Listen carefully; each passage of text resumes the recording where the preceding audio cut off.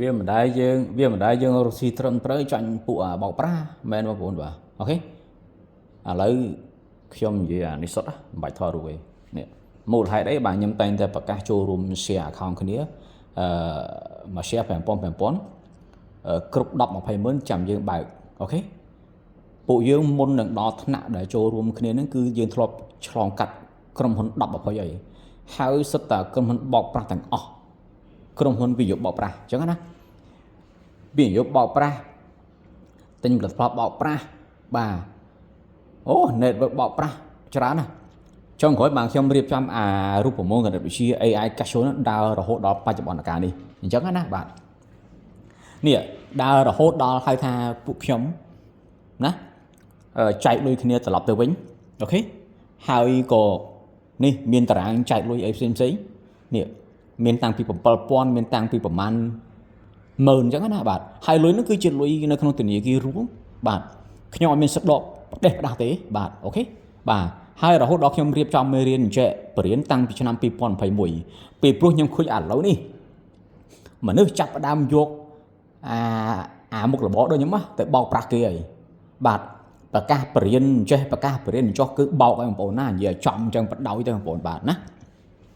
ហើយប្រយ័ត្នឲ្យមែនតើណាបងប្អូនអាក្រុមហ៊ុនដែលអត់មានច្បាប់នៅក្នុងស្រុកក៏ប្រយ័ត្នអាហ្នឹងបិទទ្វារញយច្រើនហើយលើកឲ្យចំក្រុមហ៊ុន UAG ក្រុមហ៊ុន Accentrate ក្រុមហ៊ុន WS Pro ក្រុមហ៊ុនGFX ក្រុមហ៊ុន Thai G ណាបាទបងប្អូនប្រយ័ត្នឲ្យមែនតើបាទអញ្ចឹងខ្ញុំធ្វើរហូតដល់130ប្រទេសទទួលស្គាល់បាទអញ្ចឹងហើយរហូតដល់គេឲ្យខ្ញុំធ្វើលិខិតបញ្ជាក់លិខិតថ្កោលទោសនេះដើម្បីបញ្ជាក់ថាយើងស្អាតសមទៅក្រុមហ៊ុនជាង100ប្រទេសគេទទួលស្គាល់ណាបងប្អូនណាតើតែមានលិខិតនេះលិខិតថ្កោលទោសបងប្អូនបាទខ្ញុំឃើញបច្ចុប្បន្នកាលនេះចេះតែមានប៉ាតណាខ្លះទៅតាមានប្រដឹងតឡាការខ្លះទៅតាចេញពីពន្ធនាគារបាទខ្លះចំណេះវិជាដឹងនៅណាទេជាតែដាក់ទៅហើយបងប្អូនណាបាទ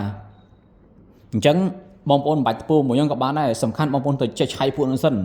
ទី1ពួកនឹងមានបញ្ញាបត្រអត់ណាទី2ពួកនឹងមាន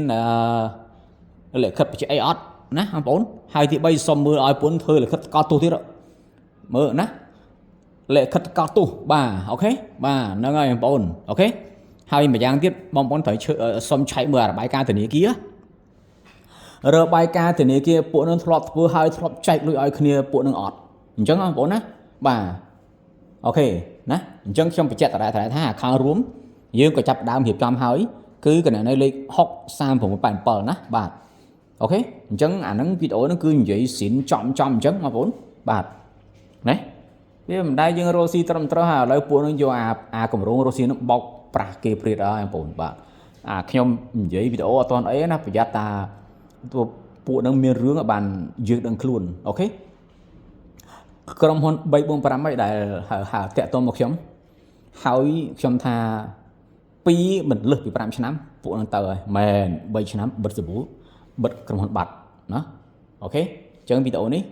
គឺចង់ជំរាបបងប្អូនថាបាទជីវប្រវត្តិគឺស្អាតស្អំណាបាទគឺស្អាតស្អំរយៈពេល46ឆ្នាំតាំងពីកើតដល់ឥឡូវគឺស្អាតស្អំអូខេយេ